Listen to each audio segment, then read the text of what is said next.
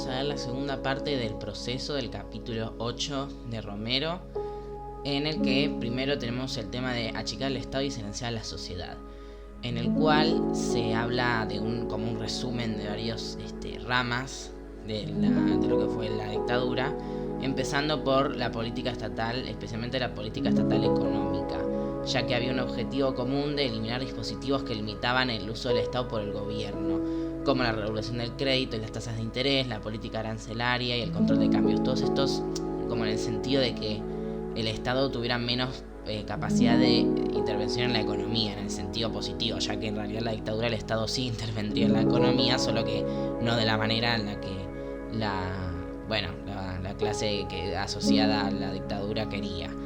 Entonces también se habla de cómo, se resume cómo el Estado asumió grandes pérdidas por las tarifas bajas a determinadas empresas privilegiadas, las pérdidas de las empresas estatales frente a la competencia privada, lo que fue la privatización periférica, en la que los directivos de empresas privadas eran también directivos de empresas públicas.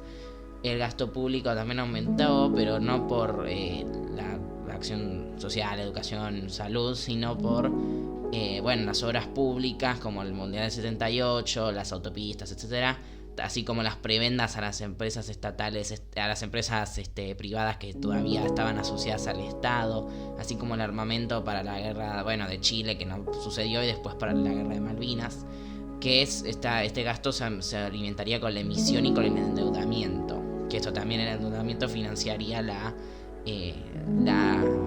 especulación financiera con el dólar. Se habla también de cómo la autoridad estatal estaba diluida, al contrario de lo que se piensa en una dictadura, porque la figura del presidente estaba muy diluida y sometida al poder de la junta militar, que era la que ostentaba realmente la autoridad, porque nucleaba las tres armas de las Fuerzas Armadas. Y se sumó después, más adelante, la Comisión de Asesoramiento Legislativo para reemplazar al Congreso, de cierta forma. Hay una clara situación de anarquía legal y política porque el ejército asumiría los cargos ejecutivos, haciendo que haya militares en todos los puestos importantes, haciendo que haya una cadena de mando por un lado militar y una cadena de mando estatal, con una falta de límites normativos para el ejercicio de poder. También se habla de que convivían por este mismo motivo reglamentos, leyes, órdenes de cualquier tipo desordenadas por todo el país. O sea, no había un Estado unificado en ese sentido tampoco. También en esto mismo están las facciones militares y señores de la guerra que surgen de la represión en determinados territorios en el interior. Y se habla de las tres principales corrientes importantes, entre las que están la de Videla y la de Viola, que son las más fuertes, y al principio al menos, y buscan una futura salida política. Después la de Benjamín Menéndez y Carlos Suárez Manson, que son la rama más dura y conservadora, que busca que la dictadura continúe mientras sea necesario, o sea, no hay una búsqueda de reemplazar el régimen político dictatorial. Y la corriente de Emilio Massera, que junto a la Marina busca una salida política para llegar al poder, con un partido político propio, con su propio diario, buscando apoyo popular. Era como que tenía ciertas dotes para la política.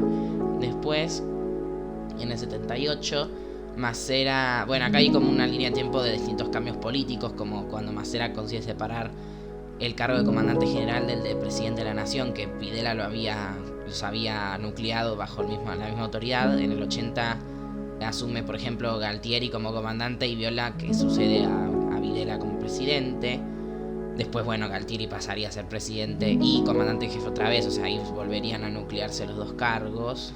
Y el sector, más adelante, después del 80, el sector empresario empieza a oponerse por la inflación y los beneficios los beneficiados, las empresas estas asociadas al Estado, no están organizados para apoyar la gestión.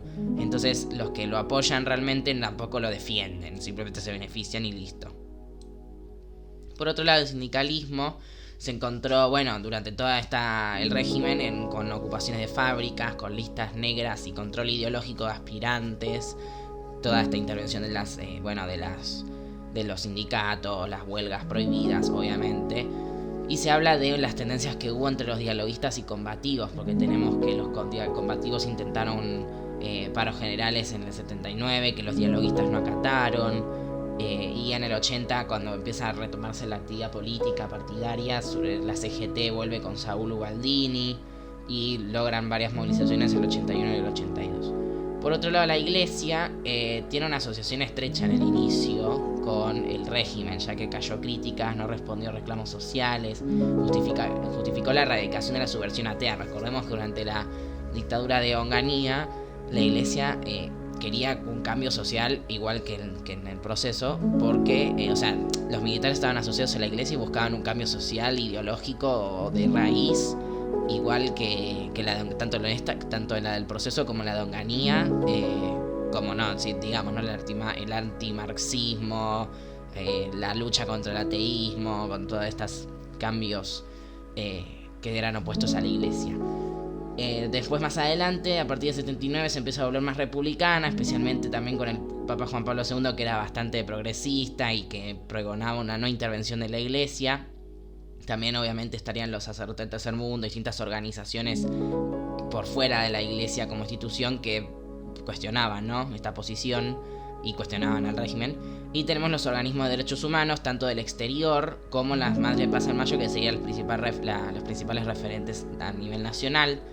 Y cuando en el 81 se anula la prohibición política y vuelven los partidos, que en el 80 recordemos que vuelve Ubaldini a la CGT, se funda entonces la multipartidaria entre peronistas y radicales. Ambos partidos, los mayoritarios y los más fuertes, se niegan a una salida electoral condicionada o a una democracia tutelada por las Fuerzas Armadas. Quieren como una solución, una depuración total. Y se consideran los únicos depositarios de la legitimidad política, lo cual en parte es cierto, ya que eran los dos principales partidos de la época y lo fueron toda la historia argentina los dos principales partidos. Volviendo a la línea de tiempo, más allá de los conceptos generales, tenemos la guerra de Malvinas y la crisis del régimen militar. Cuando asume Viola sucediendo a Videla en el 80, si mal no recuerdo, la crisis económica era grave, había un aislamiento diplomático internacional importante, una condena desde las organizaciones en el exterior, enfrentamientos internos, se puede decir intestinos pero suena raro, internos entre las Fuerzas Armadas, y esto incluía... Viola intenta incluir empresarios y políticos aliados para conseguir una transición, pero en general no lo consigue, no tiene suficiente autoridad ni legitimidad. Además, la gente empieza a ver que lo mejor es buscar una salida definitiva más que seguir negociando con la dictadura. Cuando asume Galtieri, se propone a alinear el país con Estados Unidos, como había sido antes, pero con más fuerza, y crear un movimiento político que lo legitime. Nombra a Roberto Alemann como ministro de Economía, que en realidad lo único que hace es mantener la política de Martínez de Oz, de desregular y desestatizar, también privatizaciones. No cambia mucho, trata de retomar un camino de desinflación porque era lo que más preocupaba en ese momento, y finalmente llega el plan de recuperar las Malvinas, que buscaba unificar tanto a la sociedad dentro de sí misma y a las Fuerzas Armadas dentro de sí mismas, y también entre sí, a su vez, o sea, tanto interno como entre ellas. Y también recuperarse de la humillación de no haber podido llevar a cabo la guerra con China en el 78 por el canal de Beagle. Aprovecho para recordarles que no se olviden de suscribirse y de compartirse la que le pueda servir para estudiar. Y finalmente la famosa fecha del 2 de abril, cuando se desembarca en las islas, y al principio, durante todo el conflicto hay una amplia adhesión social y resurge el antiimperialismo y el nacionalismo. Pero desde Gran Bretaña hay una dura respuesta de Margaret Thatcher que no se esperaba. Se creía al principio que iba a haber una resolución diplomática.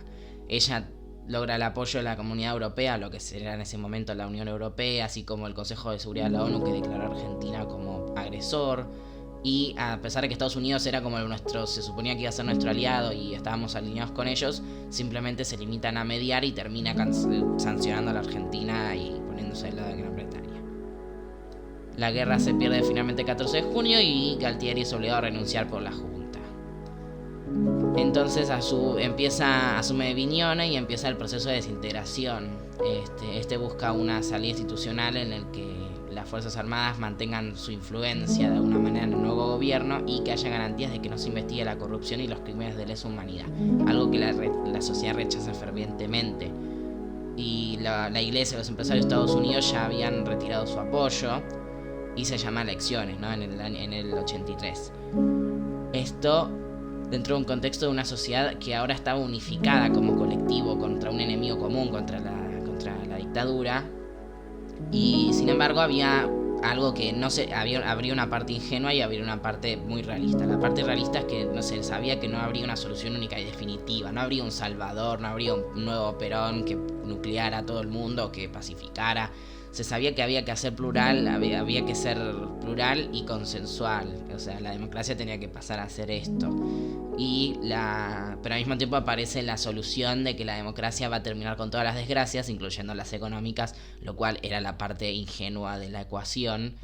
Pero esto en parte lo que fue bueno y positivo fue que hubo una gran adhesión política, hubo una voluntad de reconocerse nuevamente como ciudadanos y sujetos políticos, se renovaron cuadros dirigentes, resurgieron las unidades básicas, la actividad política partidaria.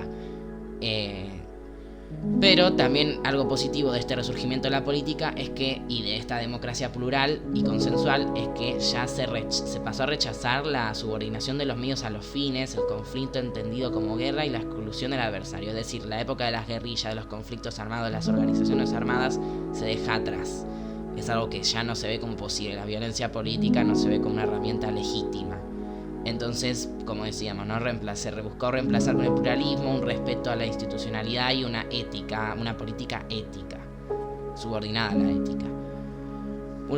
Finalmente, los dos partidos mayoritarios que se iban a ir a elecciones eran el peronismo, que se estaba intentando modernizar, volviéndose menos verticalista y más participativo y democrático, pero como tienen ahí Ítalo Luder de candidato, que recurrió mucho al viejo estilo del partido, medio que no pudo competir con Alfonsín, que era un crítico de los militares, defensor de detenidos políticos y un denunciante por los desaparecidos durante la misma dictadura. O sea, alguien que se arriesgó mucho en ese sentido y que tomó la democracia como bandera y propone una transformación a la inversa, ¿no? De la sociedad en una más moderna, laica, justa, colaborativa, es decir, rompiendo con justamente los objetivos de la iglesia, que de hecho habría leyes que Alfonsín iba a sacar que iban a alejar a la iglesia, o sea, un montón de cuestiones más de la sociedad en su conjunto.